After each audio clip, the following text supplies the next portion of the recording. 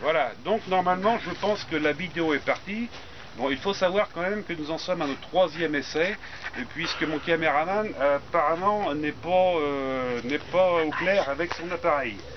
Donc nous sommes le mercredi 14 septembre. C'est la suite de la vidéo que j'avais fait quelques semaines auparavant en ce qui concerne la mise en place du tunnel avec les piles, les armatures. Je vous ai fait voir un petit peu comment ça fonctionnait. Maintenant on va passer à l'étape suivante, c'est le bâchage. Alors pour bâcher, j'ai donc tout à l'heure, vous allez voir sur les photos que j'ai fait, parce que j'étais tout seul, donc je ne pouvais pas déplier la bâche et filmer en même temps, c'est pas évident. Donc la bâche arrive pratiquement sur 1 mètre de large, elle est roulée, pliée dans tous les sens. Il faut donc la remettre, la déplier, la remettre en forme pour qu'on puisse tout à l'heure la poser. Cette bâche fait 6,50 m de large sur 13,50 m de long. Donc il faut passer la partie de la bâche ici et contourner tous les arceaux pour arriver de l'autre côté. Pour ce faire, j'ai préparé des ficelles avec, mais là je ne peux pas vous le faire voir parce que tout à l'heure tout était prêt, mais là tout est reparti. J'ai préparé des ficelles, voilà. À une extrémité, j'ai pris un vieux bout de bâche, j'ai enroulé un caillou, et à l'autre côté de la bâche, voilà, j'ai fixé la bâche à la ficelle. Ce qui est important, c'est que la ficelle ne soit pas mêlée, vous allez voir tout à l'heure pourquoi. Donc je vais repasser de l'autre côté, et on va attaquer le bâchage. Donc mon petit caillou est arrivé là. J'ai bien fait attention d'avoir suffisamment de mou au niveau de la ficelle et qu'elle ne soit pas mêlée. Je vais donc, si j'y arrive, je vais donc essayer d'envoyer le caillou de l'autre côté du tunnel. Il faut savoir que là j'ai à peu près une dizaine de mètres à passer. Je ne suis pas sûr d'y arriver, mais on va essayer. Je vais garder un petit peu. Voilà. Alors, voilà, ça c'est fait. En voilà un. En voilà un. J'ai besoin du deuxième caillou. Alors c'est mon fils Jérémy, qui est très heureux d'être sur la vidéo. Il va me passer le caillou parce que vous voyez, il faut que j'évite de piétiner la bâche et il faut que je traverse le fossé. Voilà. Alors on refait la même opération. Je prends du mou parce qu'il faut pas que ça se bloque. Il faut pas que ça se bloque quand je fais lancer. Voilà. Et on recommence. Alors effectivement, quand on fait du maraîchage, vous voyez, il faut savoir tout faire. Il faut être jongleur, lanceur de cailloux. Et on recommence. Alors par contre, il faut que je tire, mais il ne faut pas que je tire trop fort, parce que sinon je risque de percer la bâche de l'autre côté, de l'autre tunnel. Et voilà, ça c'est nickel. Donc je vais repasser de l'autre côté. Alors pour faire cette opération là, ce qui est bien, c'est d'être 3-4. Là, il y a Marie-Jo qui filme, et puis Jérémy qui vient me filer un coup de main. Donc Jérémy, là tu vas pouvoir rester par là, moi je vais essayer de tirer de l'autre côté. Donc voilà, je passe par ici. Hop là. Alors je prends cette petite masse là parce que effectivement tout à l'heure quand il va falloir que je tire, si ça bloque, la ficelle est coupante.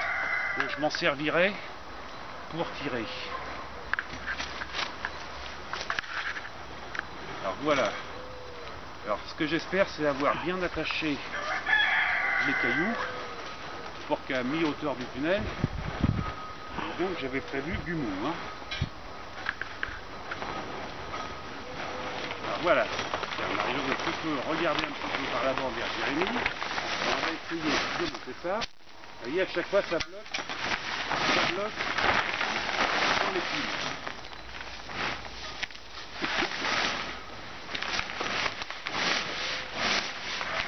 Voilà. Cette partie-là commence à passer.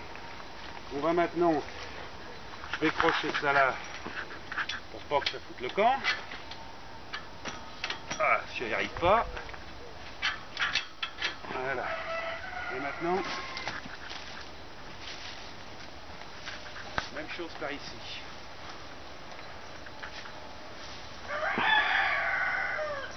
pas si vous entendez les poules, mais c'est vrai qu'on a une campagne là, et les poules et les coqs, ils sont pas très sombres. Ils doivent faire 11h, 11h30 ce matin. Voilà, j'ai essayé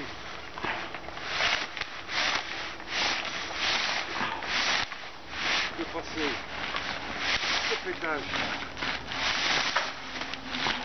de l'arceau.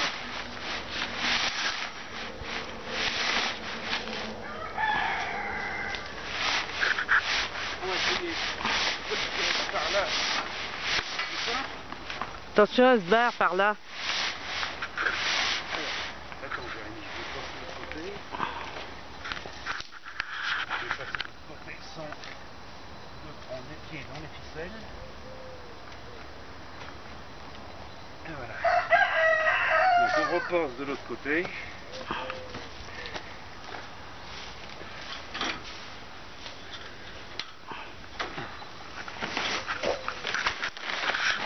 Et on essaie de passer ce ficelle-là.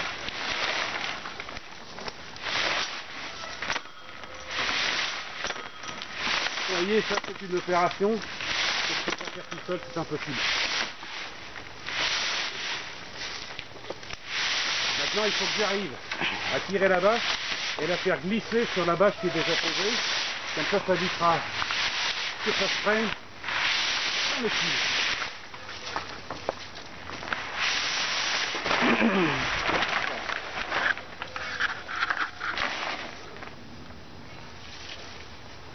Alors là, on commence par ici.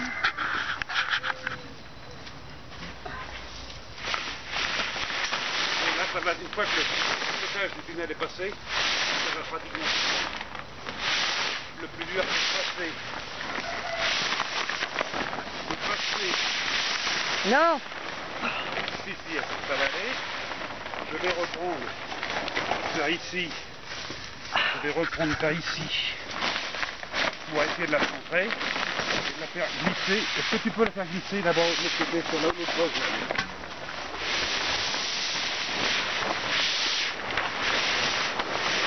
C'est bon. Alors là, vous voyez, maintenant, bon, la bâche est passée. La bâche est passée.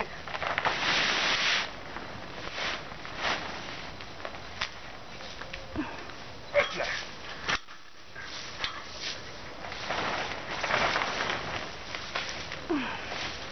La bâche est passée, reste plus. Alors ça, je vais le faire de l'extérieur, là, je ne le ferai pas. Il faut que j'aille dans la... Il faut que j'aille dans la tranchée. Alors, le truc là, vous voyez, si Marie-Jo peut filmer, vous voyez sur chaque lait qui font 6 mètres, les arceaux sont placés tous les 2 mètres. Avec les entrecoises comme je vous avais fait voir l'autre fois. Les bâches font 6 mètres 50, donc ce qui veut dire qu'on fait un recouvrement à peu près de 50 cm. La bâche, celle qu'on vient de poser là, et celle qui était avant est là, vous voyez, 50 cm.